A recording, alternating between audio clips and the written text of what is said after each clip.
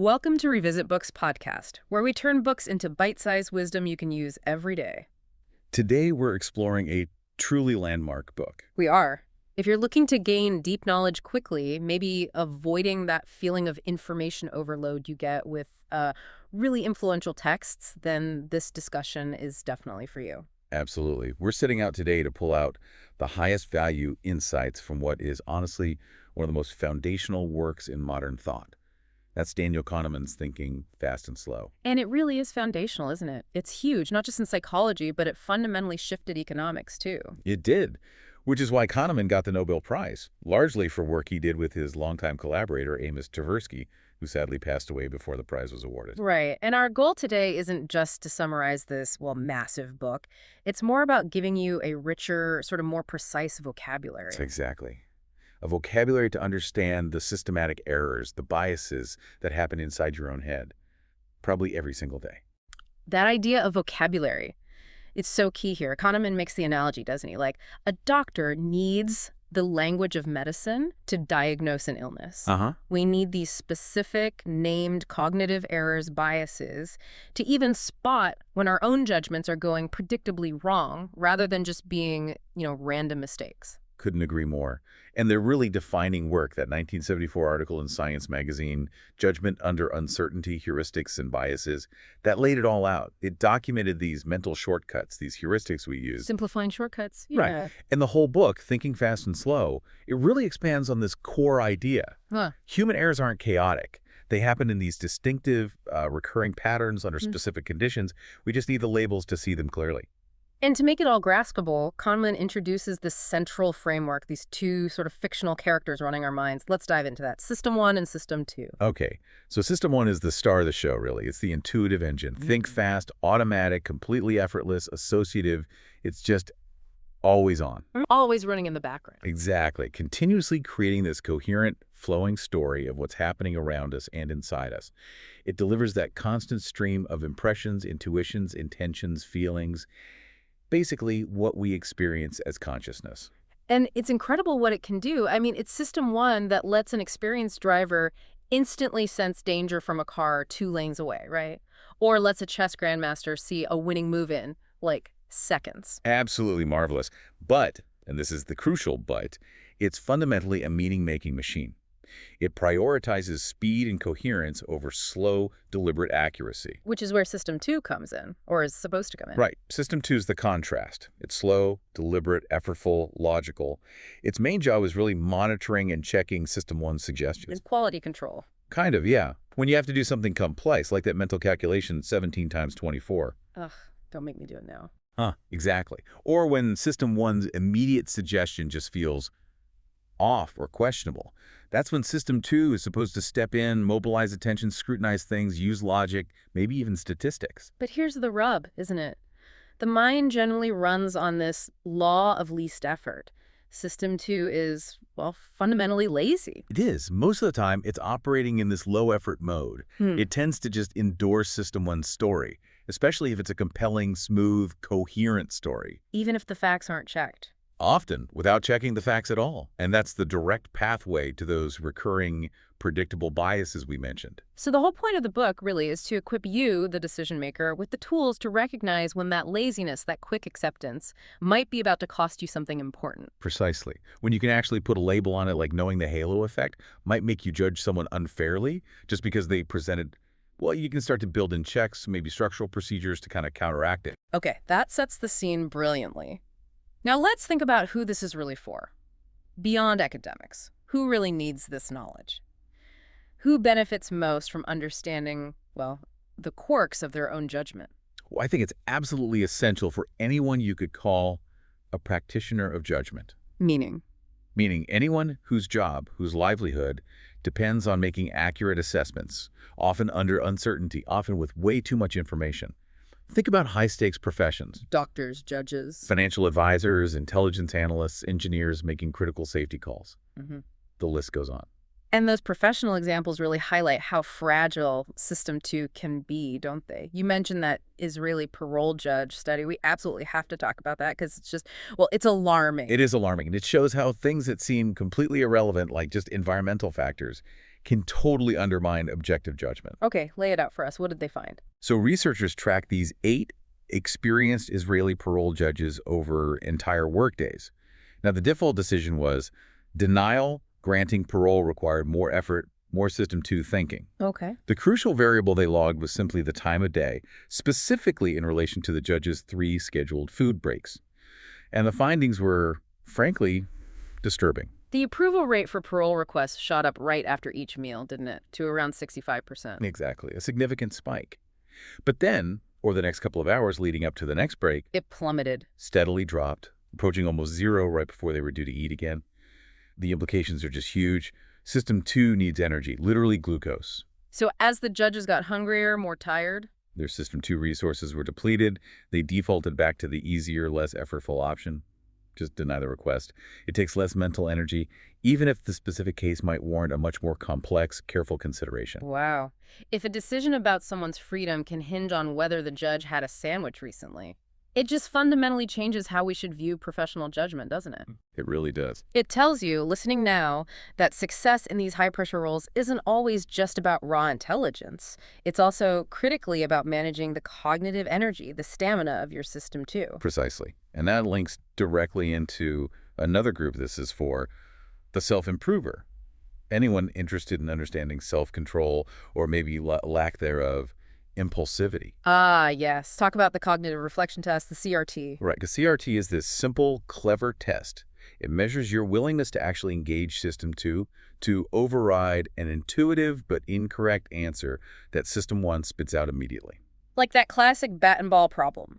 A bat and a ball cost $1.10 in total. The bat costs $1 more than the ball. How much does the ball cost? Exactly. System 1 just shouts 10 cents. It feels right. But it's wrong. It's wrong.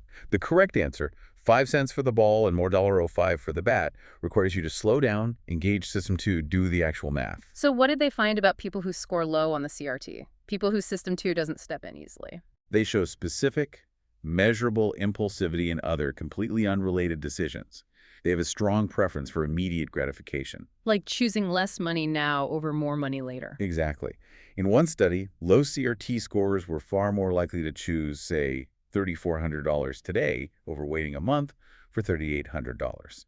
They're essentially willing to pay a premium for speed, for immediacy. That reflects System 1's impatience, its bias towards the now. So a low score in that test is kind of a proxy for a lazy System 2, one that doesn't double-check those impulsive gut feelings from System 1. Pretty much. It helps explain, why we might reach for the cookie instead of the carrot when we're stressed or tired. System 2 is too depleted to exert that self-control. Makes sense. And who else needs this? Well, finally, I'd say anyone trying to forecast the future or just navigate uncertainty, which is basically everyone at some point. Kahneman vividly shows how we can be blind to information that's available, but just not active in our minds at the moment. The famous invisible gorilla study is the classic demonstration here. Ugh. Ah, yes, the gorilla. For anyone who hasn't heard of it, participants watch a video and are given a really demanding task, like counting the number of basketball passes between players wearing white shirts. Right, they have to focus intently. And while they're doing that, someone in a full-body gorilla suit walks into the middle of the scene, stops, thumps their chest for about 9 seconds, and then walks off. And the shocking result. About half the people concentrating hard on the counting task completely fail to see the gorilla. They have no recollection of it whatsoever. Half. That's incredible. But the really crucial part, Kahneman stresses, is what happens after. Exactly. The viewers who miss the gorilla. They are absolutely certain they would have noticed it if it had been there. They can't believe they missed something so obvious. Which leads to that chilling twin insight from the book. We can be profoundly blind to the obvious. And perhaps even worse, we're also blind to our own blindness. We don't know what we don't see. So if your System 2 is tied up with one difficult task, you can miss a giant gorilla. Imagine, then, the crucial bits of data, the subtle statistical clues, the contextual information you might miss when you're making a complex decision about, say, your finances or a major life choice. It really instills a necessary humility, doesn't it? An awareness of just how much we might be missing, even when we feel confident. Okay, this is fascinating stuff. We've set up that System 2 is powerful, but effortful, and often lazy. Let's dig into the mechanics now. Our first key takeaway really explores the cost of using System 2. It's about the scarcity of attention and the law of least effort. Right. The physical cost of thinking deliberately is real, and it's measurable. When you actually sit down and try to solve, say, 17 times 24. There it is again. Huh. You're mobilizing system 2. You have to pull up the multiplication rules, hold those intermediate numbers in your working memory, keep track of where you are. That's not just happening abstractly in your head. And Kahneman brings in the physical science, which I find so compelling. It stops effort being just a metaphor. Exactly. When that deliberate mental work kicks in, your body physically reacts. Muscles tense up, your blood pressure rises, heart rate increases, and maybe most strikingly, your pupils dilate. That connects to the work of Jackson Beatty, right, using pupil dilation as a direct measure of cognitive load. Precisely. His experiments were groundbreaking. They showed pupil size wasn't fixed during a task. It changed second by second, mirroring the immediate mental demands. He'd give people tasks like remembering a string of digits and adding 1 to each number. Mentally, the add 1 task. Which is hard enough. And then the add 3 task, which is even harder. You hold a sequence and add 3 to each digit. Beatty found this pushed cognitive load to an almost unbearable peak. People's pupils became huge. He called it the frantic sprint of mental life. So it graphically shows that most of our mental life is like a comfortable walk, occasionally broken up by a jog, and very rarely this exhausting sprint. Exactly. Yeah. And that physical strain directly explains why System 2 operates by the law of least effort. If there are multiple ways to achieve a goal, our brain will naturally gravitate towards the one that demands the least cognitive exertion. Which leads to the danger zone. What happens when System 2 is already busy? Ah, yes, cognitive overload.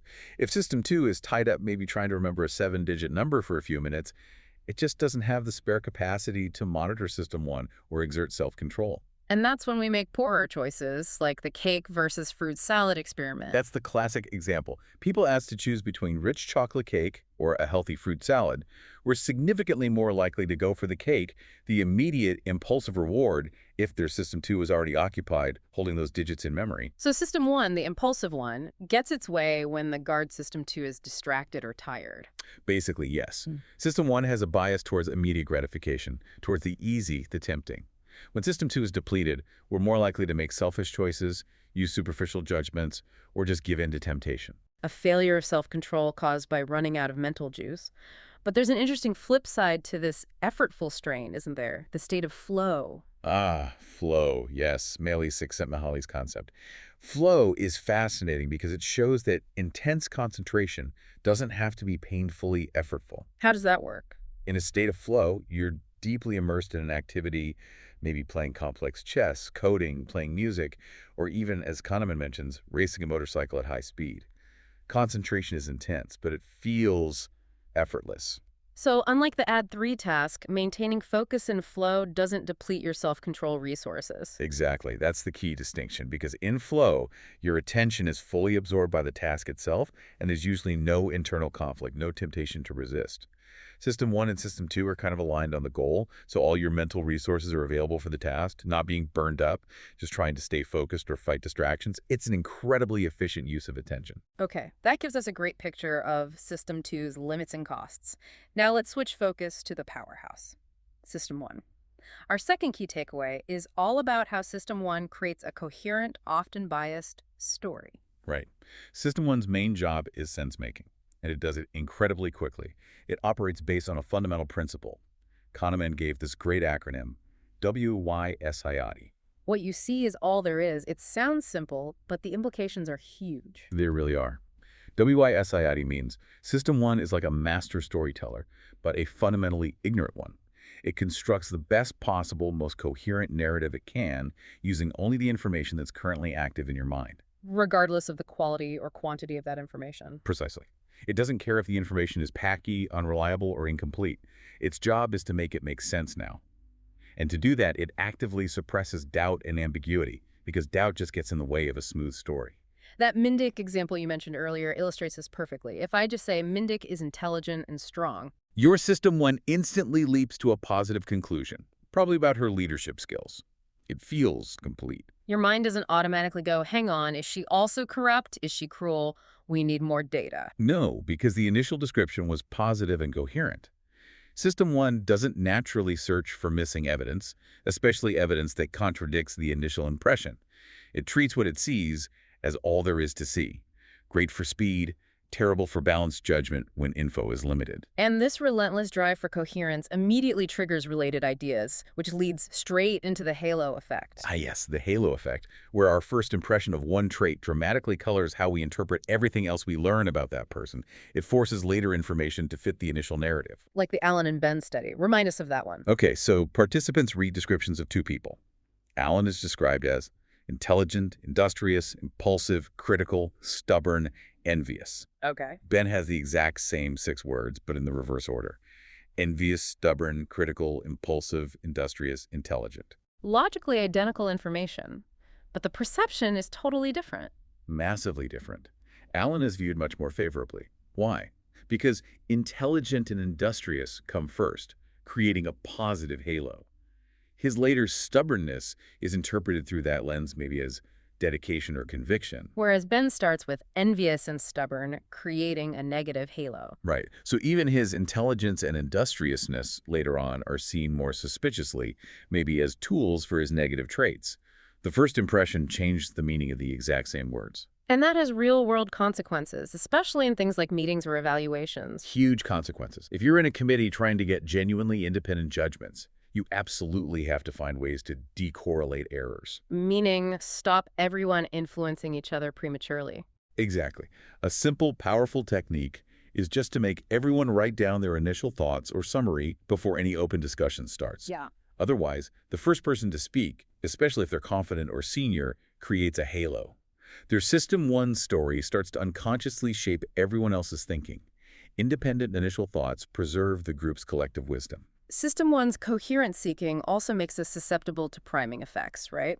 Where subtle, even unconscious cues can steer our thoughts and actions. Yes, priming is fascinating and a bit unsettling. It shows how much is going on beneath conscious awareness. The classic study involves students being exposed to words related to old age. Words like Florida, wrinkle, gray, bald, presented subtly, maybe in a word puzzle. Right. And then afterwards, they were timed walking down a hallway. The finding, they walked significantly slower than a control group who hadn't been primed with those old age words. Wow. So the mere concept of old age unconsciously activated related behaviors like slow movement. That's the idea. They had no conscious awareness of the link, but the primes influenced their physical actions. And this extends beyond behavior to judgment itself. System 1 often equates cognitive ease, how fluent or easy something feels to process, with truth or goodness. Give us an example of that fluency illusion. Well, think about the stock market. Some research looked at the performance of stocks shortly after their IPO based on their ticker symbols. Seriously, like the letters. Yeah. They found that companies with easier-to-pronounce ticker names, think smooth ones like Lou and Mo, actually tended to outperform companies with awkward, clunky tickers like PXG, at least initially. Just because the name felt easier. The theory is that the cognitive ease, the fluency of pronunciation, makes System 1 feel slightly more positive, more trusting towards that stock. It feels familiar and good, even if it's totally irrelevant. Which also explains why rhymes seem truer, like aphorisms that rhyme are often judged as more profound. Exactly. Woes unite foes feels wiser than sorrows bring enemies together, even if they mean the same thing. The fluency makes it feel more intuitively right. Our lazy System 2 often doesn't bother to question something that feels smooth and easy. We should also touch on anchoring here, shouldn't we, as another consequence of WYSIAD. Oh, definitely. Anchoring is a huge one. It's where an initial piece of information, even a completely arbitrary number, massively influences subsequent judgments or estimates. Like, if I ask you to estimate Gandhi's age at death, but first I ask, was he older or younger than 114? Right. That incredibly high, obviously wrong number becomes an anchor. My final estimate of his age will almost certainly be higher than if you'd first anchored me with a low number like 35. Even though you know 114 is absurd. Even consciously knowing it's irrelevant. System 1 grabs onto the anchor as the starting point, and System 2's adjustment away from that anchor is usually insufficient. It's lazy, it doesn't move far enough. That's why negotiators always start with an extreme offer. It anchors the whole discussion in their favor. Okay, so System 1 builds these quick, coherent, but often biased stories based only on what's easily available. This leads us neatly into its biggest blind spot, statistics. Our third takeaway. The illusions of prediction and the neglect of statistics. Right. We are fundamentally storytellers, not statisticians.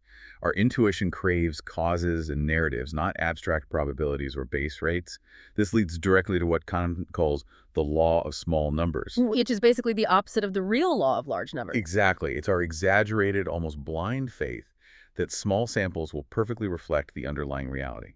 We see patterns in randomness, especially in small data sets. The kidney cancer study is the absolute classic example of this, showing how System 1 jumps to a causal story. It really is.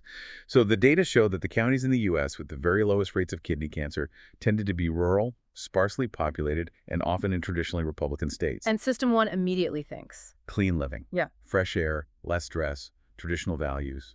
A nice, coherent story forms instantly. But the researchers also looked at the counties with the highest rates of kidney cancer, and guess what? They were also disproportionately rural, sparsely populated counties. So the clean living story falls apart. What's the real explanation then? It's purely a statistical artifact. Small counties mean small populations, which means small sample sizes when calculating cancer rates. And statistically, small samples are just much more likely to produce extreme results, either very high or very low, just due to random chance sampling variation. So the rural location didn't cause low or high rates? Not necessarily. The smallness of the population made extreme outcomes more likely. But System 1 ignored the statistics and grabbed the compelling causal story about clean living. This tendency to invent causes where there might just be statistics also makes us completely misunderstand regression to the mean, doesn't it? Oh, massively. Regression to the mean is just a fundamental statistical fact. Extreme results tend to be followed by results closer to the average. But we constantly invent causal stories to explain this purely statistical phenomenon. The Israeli Air Force instructor anecdote is the go-to example here. He was convinced punishment worked better than praise. He really was. He observed that whenever a flight cadet performed an exceptionally brilliant maneuver, and he praised them lavishly, They usually did worse the next time. almost inevitably. And conversely, when a cadet totally messed up a maneuver and he screamed at them. They usually improved on the next attempt. Right. So his conclusion, based on his direct experience, was praise makes them complacent, yelling at them gets results. But that's ignoring regression, isn't it? Completely. An exceptionally good performance is likely partly due to skill, yes, but also partly due to luck or random fluctuation being on their side that time. Where can they go from an extreme peak? Statistically, the most likely direction is down, closer to their average. And the terrible performance. Same logic, reversed. An exceptionally bad performance is partly lack of skill, but probably also partly bad luck or random factors working against them. From an extreme low, the most likely direction is up, closer to their average. So the praise and the yelling were probably irrelevant to that immediate next performance. Largely irrelevant to the change in performance. He was essentially punishing cadets for regressing down towards their average after a great flight, and rewarding them for regressing up towards their average after a terrible one. He saw a statistical inevitability and overlaid a compelling but totally wrong causal story onto it. Wow. Okay. And if our mind is this sense-making organ constantly looking for causes, perhaps its ultimate trick for making the past seem orderly is the illusion of hindsight. The I knew it all along effect. Yeah. Yes. Once an event has actually happened, our minds subtly revise our memory of what we thought before it happened. We overestimate how likely we thought it was beforehand. Significantly. Baruch Fischoff did classic studies on this. He'd ask people, for example, to estimate the probability of various outcomes before a historical event, like Nixon's visit to China in 1972. Okay. Then, after the visit happened and the outcomes were known, he'd ask them again what probability they remembered assigning beforehand to the things that actually occurred. And people consistently recalled giving higher probabilities to the actual outcomes than they really had. Consistently. Hindsight bias makes the past seem much more predictable, more inevitable than it actually was at the time. This makes us feel like the world is more understandable than it is, which in turn breeds overconfidence about our ability to predict the future. It's that curse of knowledge idea too, right? Once you know the outcome, it's almost impossible to reconstruct your state of mind from before you knew it. Exactly. The knowledge changes your perspective fundamentally, and you can't easily undo it. Okay, that covers the pitfalls of prediction and statistics. For our fourth and final key takeaway, let's shift to how we value things and make choices. This is about prospect theory, loss aversion, and framing. Right, and this is arguably Kahneman and Tversky's most famous contribution, the work that really shook up economics and led to the Nobel. They challenged the classical idea of utility theory. Which came from Daniel Bernoulli way back when. Yes. Bernoulli's idea was that people make choices based on the expected utility or subjective value of the final state of their wealth. So gaining $100 means more to someone with $1,000 than to someone with $1 million because it changes their final wealth state more significantly in percentage terms. That was the classical view. But Kahneman and Tversky said, hang on, that's not how people actually think. Prospect theory argues that we don't evaluate outcomes based on absolute final states of wealth. We evaluate them based on gains and losses relative to a specific reference point. Our current situation, usually. Or maybe an expectation. Often our current situation, yes. Or sometimes a goal. So losing $5,000 feels very different, depending on whether your reference point is an income of $50,000 or $5 million. It's the change that matters, not the absolute level. And focusing on these changes, gains and losses, led them to discover loss aversion. This is huge. Loss aversion is the empirical finding that psychologically losses loom larger than corresponding gains. The pain of losing something feels roughly twice as intense as the pleasure of gaining the exact same thing. Twice as powerful.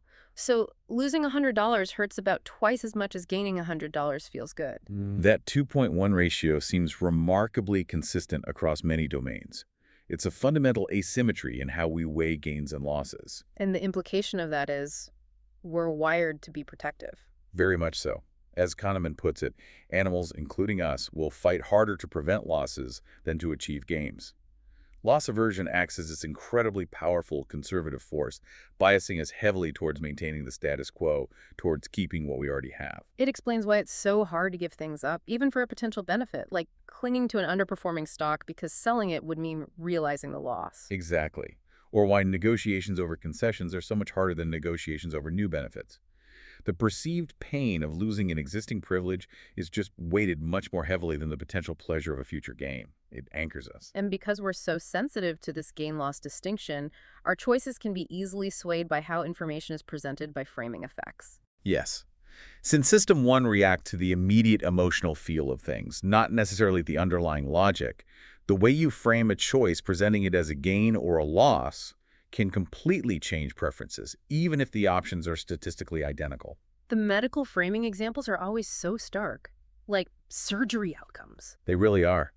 If you tell patients or doctors that the odds of survival 1 month after surgery are 90%, that's a gain frame. It feels reassuring. People are generally more willing to opt for the surgery. But if you state the exact same statistical fact using a loss frame, mortality within 1 month of surgery is 10%. Even though it's logically identical information, the word mortality triggers a strong negative reaction in System 1. People become much more hesitant about the surgery. The choice is swayed purely by the emotional tag attached to the frame, completely bypassing System 2's logical analysis that they're the same thing. It really shows System 1 isn't bound by reality, is it? It's bound by the description of reality. Well put. And finally, within prospect theory, there's this fascinating distinction Kahneman makes between our two selves, the experiencing self and the remembering self. Okay, who are they? The experiencing self is the one living life moment by moment. It's the one that answers the question, does it hurt now, or am I enjoying this right now? And the remembering self. The remembering self is like the storyteller, the one who keeps score and evaluates experiences after they're over. It answers the question, how was it overall? And crucially, Kahneman argues, it's the remembering self that makes our decisions about what to do in the future. But the remembering self doesn't just average out the experience, does it? Its memory is distorted. Exactly. It operates under two main biases, duration neglect and the peak end rule. Duration neglect means the length of the experience doesn't really matter much for the overall memory. Surprisingly little, yes. And the peak end rule means the remembered evaluation is dominated by just two things. The most intense moment, the peak, whether good or bad, and how the experience felt right at the very end. Which leads to that bizarre cold hand experiment. Ah, yes, a classic demonstration. Participants had to endure 2 separate trials of holding their hand in painfully cold water. Trial A was, say, 60 seconds of consistently very cold water. Okay, unpleasant. Trial B was longer, say 90 seconds. It included the same initial 60 seconds of very cold water, plus an extra 30 seconds where the water was still cold and unpleasant, but slightly less so than the initial phase. So trial B involved more total pain objectively because it was longer. Definitely more total duration of pain, but because it ended on a slightly less painful note compared to the peak pain. The remembering self preferred trial B. Yes, because the end was better, the overall memory stored by the remembering self was less negative for the longer, objectively worse trial. And when asked which trial they'd rather repeat, They overwhelmingly chose trial B, the one that lasted longer, and involved more cumulative pain simply because it left a better memory due to that slightly improved ending. It's a profound example of how our decisions, driven by the remembering self, can be completely out of sync with our actual lived experience. We choose based on the story we'll tell ourselves later, not the moment-to-moment reality. that is just mind-bending. Okay, we have covered so much ground here, exploring how we think, the predictable ways we err, and how our minds construct these often flawed realities. If we pull all this together, what's the core message? What should you, listening to this, take away as the main mandate from this book? I think the core message is one of perhaps realistic humility and vigilant awareness. We have to accept we aren't these perfectly rational econs that traditional economics sometimes assumes. We're humans. With all the quirks and biases hardwired in. Exactly. Guided by these predictable patterns originating in that fast, intuitive storytelling System 1. And you can't just switch System 1 off, nor would you want to. It's the source of expertise, intuition, creativity. So the challenge is, The challenge is learning to recognize the situations, the types of problems, where System 1's quick answer is likely to be biased or wrong. And then having the willingness, and maybe the strategies, to deliberately engage that slow, effortful, lazy System 2 for more careful, critical analysis. and since we know relying on individual willpower to just try harder is unreliable, I mean, the judges needed lunch. What about more structural approaches? What does Kahneman suggest for, say, organizations wanting to improve decision-making? Well, organizations actually have an advantage over individuals here because they can implement and enforce procedures. They can build in ways to slow down thinking and structure judgment. Like what? One huge takeaway is the power of using formulas and simple algorithms whenever possible, often over-relying purely on expert intuition. Even very simple equal weighting formulas often outperform subjective expert judgment. Why is that? Because the formula isn't affected by a bad mood or a halo effect. Precisely. Algorithms are consistent.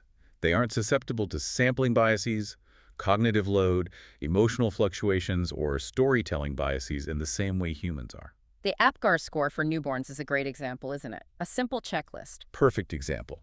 A standardized, simple checklist applied at 1 minute and 5 minutes after birth. It assesses 5 key signs. It likely saves lives because it forces a consistent, structured assessment, reducing reliance on a busy doctor's potentially biased, holistic gut feeling in that critical moment. Okay, so structure and algorithms help. What about for teams making big, complex, one-off decisions where there isn't a simple formula? For those situations, you need techniques that deliberately force System 2 engagement and counteract common biases like overconfidence. Probably the most powerful tool Kahneman discusses, borrowed from Gary Klein, is the premortem. The pre-mortem. Okay, how does that work? What's a psychological trick? Imagine your team is on the verge of making a big decision, launching a new product, making a major investment. The premortem exercise requires you to gather the key people and shift the time frame. You say, okay, imagine it's 1 year from now. We went ahead with this plan, and it was a complete, utter disaster, a total failure. Ouch, okay. Now, take 5 or 10 minutes and individually write down a brief history of why it failed, what went wrong. So instead of asking, will this succeed, you assume failure and ask, why did it fail? Exactly. It's a brilliant psychological flip. It completely bypasses the natural optimism bias and the pressure for groupthink that often happens when you just discuss potential risks. By framing it as a fait accompli disaster, it legitimizes doubt and criticism. It makes it safe, even necessary, to think about potential pitfalls. It forces System 2 to actively search for what might have been overlooked to counter WISIOD. That sounds incredibly useful. And one last big bias to tackle, the planning fallacy. Our chronic tendency to underestimate how long things will take and how much they'll cost. How do we fight that? The antidote here is to force yourself to take the outside view. Meaning You deliberately ignore the specifics of your particular project, your unique team, your detailed plan, your optimistic forecasts, which Kahneman calls the inside view. Instead, you consult the statistics of a relevant reference class. So look up data on how long similar projects undertaken by similar teams actually took and cost in the past. Precisely. Find the base rates for comparable situations. Forget your specific story for a moment and look at the aggregate outcomes of others like you.